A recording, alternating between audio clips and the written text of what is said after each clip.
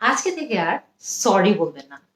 Of course ইংরেজিতে sorry বলা অথবা আই এম সরি বলা কিন্তু ভুল না। ইনফ্যাক্ট দুটোই পুরোটাই একদম পুরোপুরি কারেক্ট। কিন্তু একটা জিনিস খেয়াল করে দেখেন, আমরা কিন্তু সরি বা আই এম সরি অনেক বেশি বলি। ইনফ্যাক্ট এত বেশি বলি যে মাঝে মধ্যে মনে হয় যে সরি সরি বা আই এম সরি এগুলো একদম ওভার ইউজড, এগুলো মানে কোনো মিনিংই থেকে যায় না। কেউ কেউ এমন আছে না যারা অনেক বেশি সরি বলে, sorry I am late, sorry. So যখন আপনার কোনো কিছু নিয়ে সরি বলতে হয়, মনে করেন আপনি কিছু একটা ছোট ভুল করে ফেললেন বা আপনার কারণে কোনো একটা সমস্যা হয়ে গেল, তখন কিন্তু আপনার আপনার নিজের ভুলটা স্বীকার করতে হবে। আমরা কিন্তু ইন জেনারেলি সরি বলতে খুব একটা পছন্দ করি না, আমরা নিজেদের ভুল স্বীকার করতে একদমই পছন্দ করি না, কিন্তু কিছু কিছু সিচুয়েশনে কিন্তু আমাদেরকে আমাদের ভুলটা স্বীকার করতে হয়। সো সেই ক্ষেত্রে আমরা আই এম সরি অথবা সরি এই ধরনের জেনারেল জিনিস না বলে কিভাবে সরি বলতে পারি? আমরা হয়তো বা বলতে পারি মাই মিস্টেক। মাই মিস্টেক মানে হলো যে আমার ভুল হয়েছে এবং আমি আমার ভুলটা স্বীকার করে ফেলছি। So I am sorry, my mistake মানে হলো যে আমি দুঃখিত, ভুলটা আমার। কিন্তু মনে করেন যে একটা ফর্মাল সিচুয়েশনে আপনার থেকে ভুল হয়ে গেল, মনে করেন একটা মিটিং এ আপনি লেট করে আসলেন বা আপনি আপনার কোনো একটা কলিগকে হয়তো বা একটা ভুল তথ্য দিয়ে দিলেন, তখন কিন্তু আপনাকে আর একটু ফর্মালি অ্যাপোলোজাইজ করতে হবে বা ফর্মালি সরি বলতে হবে। সো আপনি মাই মিস্টেক না বলে কি বলতে পারেন? তখন আপনি বলতে পারেন মাই apologies. My apologies, I made a mistake, যে আমি অনেক দুঃখিত, আমি একটা ভুল করে ফেলেছি। সো কি বলতে পারি যদি ফর্মাল সিচুয়েশন হয়? আমরা বলতে পারি মাই apologies, I made a mistake. এখন মনে করেন যে একদমই ইনফর্মাল একটা সিচুয়েশন, মনে করেন আপনার ফ্রেন্ড ফ্রেন্ড কিছু একটা করছেন, সেখানে হয়তো আপনি ছোটখাটো একটা ভুল করে ফেললেন।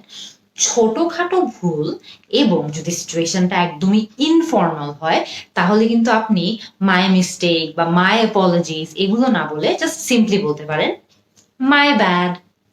মাই ব্যাড এটা কিন্তু আমরা অনেকজনকে ইউজ করতে শুনি, কিন্তু এটার মানে কি এটা যে আমি খারাপ বা আমার কিছু একটা খারাপ? না।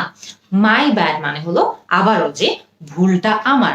আপনি কিন্তু ইনডিরেক্টলি ইনফর্মালি সরিও বলে দিচ্ছেন যে ও মাই ব্যাড, মানে ভুলটা আমার, আমার ভুলটা আমি স্বীকার করছি বা আমার ভুল হয়েছে সেটা আমি স্বীকার করছি। একটা জিনিস খেয়াল করে দেখেন যে মাই মিস্টেক অথবা মাই অ্যাপোলজিস অথবা মাই ব্যাড, এই তিনটাই কিন্তু আমরা সেই সব সিচুয়েশনসে ইউজ করতে পারবো যেগুলোতে আমাদের ভুলটা ছোট।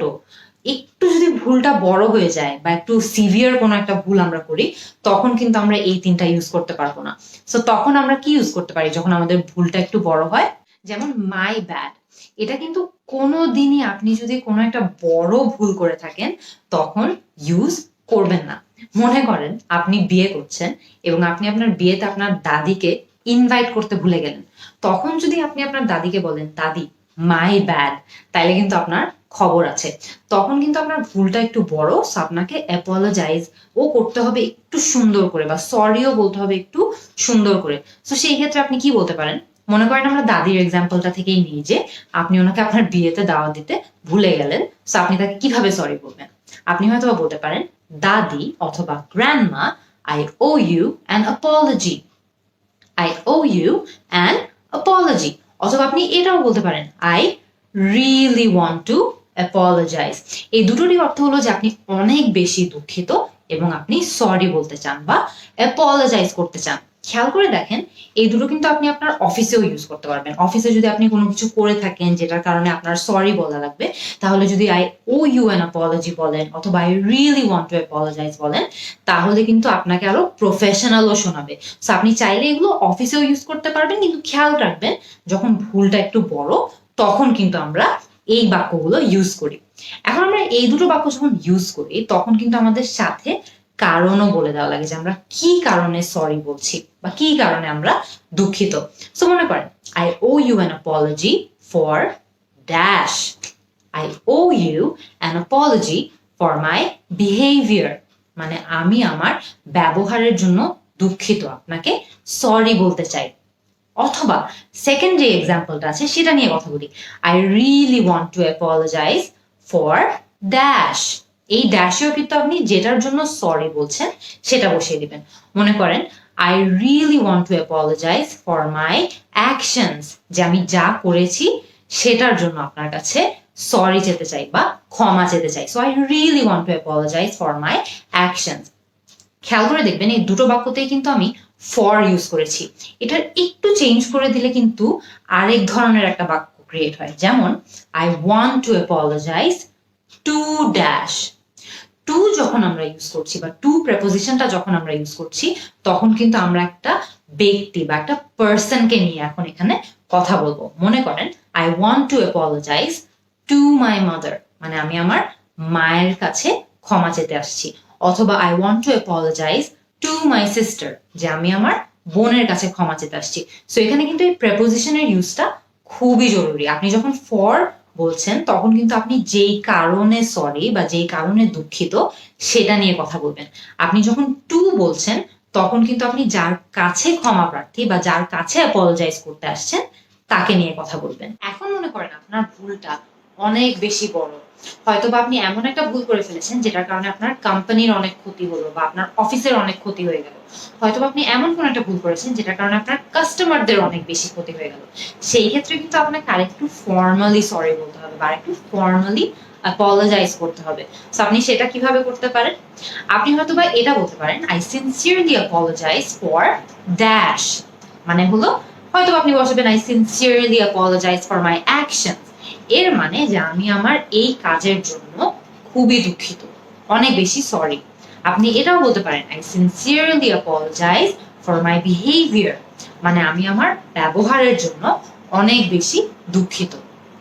অথবা আপনি এটাও বলতে পারেন I sincerely apologize for the trouble I caused। এর মানে হলো যে আমি যে ঝামেলা সৃষ্টি করেছি এর জন্য আমি অনেক বেশি দুঃখিত। আপনি কিন্তু আরেকটু লেভেল আপও করতে পারেন। আপনি এটাও বলতে পারেন I take full responsibility for dash, I take full responsibility for my actions, মানে আমি যে কাজগুলো করেছি এর পুরো দায়িত্ব বা আমি যে ভুলটা করেছি এর পুরো দায়িত্ব আমি নিচ্ছি। সো আমি সেটা কিভাবে বলতে পারি? I take full responsibility for my actions, অথবা I take full responsibility for my mistakes। এখন আপনি যদি আরেকটু লেভেল আপ করতে চান তাহলে কিন্তু আপনি এটাও বলতে পারেন I am ashamed about dash, হয়তো আপনি এটা বলতে পারেন I am ashamed about my actions, মানে আমি আমার কাজের জন্য খুবই লজ্জিত। আরো সিমিলার বা এটার মতোই অর্থ আরেকটা বাক্য আছে, সেটা হলো I am embarrassed about dash, I am embarrassed about my actions, I am embarrassed about my behavior। দুটোরই অর্থ হলো যে আমি আমার কাজের জন্য বা আমার ব্যবহারের জন্য অনেক বেশি লজ্জিত। খেয়াল করে দেখবেন আমরা কিন্তু যে এক্সাম্পলগুলো একদম লাস্টের দিকে আলোচনা করলাম প্রত্যেকটাই কিন্তু অনেক ফর্মাল সিচুয়েশনে ইউজ করতে হয়। এখন মনে করেন আপনি কোনো কারণে আপনার ক্লাসে লেট করে আসলেন, তখন যদি আপনি বলেন I sincerely apologize for this অথবা I take full responsibility for this, তখন কিন্তু ব্যাপারটা একটু হাস্যকর হয়ে যাবে আর ব্যাপারটা একটু বেশি বেশি হয়ে যাবে। কিন্তু আপনি যদি ক্লাসে লেট করে আসেন এবং লেট করে আসার ফলে আপনি আপনার ফাইনাল এক্সাম মিস করেন, তাহলে কিন্তু এভাবে অ্যাপোলোজাইজ করা অ্যাকচুয়ালি আপনাকে হেল্প করতে পারে। তখন যদি আপনি আপনার প্রফেসরকে বা আপনার টিচারকে বলেন যে I sincerely apologize for this বা I take full responsibility for this, তখন কিন্তু এটা আপনার টিচারকে কনভিন্স করতে হেল্প করবে যে আপনি অ্যাকচুয়ালি বা আসলেই অনেক দুঃখিত এবং এই ভুলটা পুরোপুরি স্বীকার করছেন। সো তখন কিন্তু ব্যাপারটা আপনাকেই হেল্প করবে। সো আপনার কিন্তু বুঝে নিতে হবে যে কোন সিচুয়েশনে আপনি ইনফর্মালি সরি বলতে চলবে আর কোন সিচুয়েশনগুলোতে আপনাকে ফর্মালি সরি বলতে হবে। এই কিন্তু হয়ে গেল অনেকগুলো উপায় যেগুলো দিয়ে আমরা ইংরেজিতে সরি বলতে পারি। আই এম সরি বা সরি বলার থেকে কিন্তু দেখে নিলাম যে আরো অনেক বেটার ওয়ে আছে যে ওয়েগুলো দিয়ে আমরা যে কোনো কারো কাছে ক্ষমা চাইতে পারি বা সরি বলতে পারি। আরো ওয়ে আছে কিন্তু আপনারা আমাকে এখনই কমেন্ট সেকশনে জানাবেন যে ইংরেজিতে চাইলেই আমরা আর কোন কোন ওয়েতে যে কোনো কারো কাছে সরি বলতে পারি বা ক্ষমা চাইতে পারি। আমি কিন্তু আপনাদের অ্যান্সারের জন্য ওয়েট করব। See you in the next class.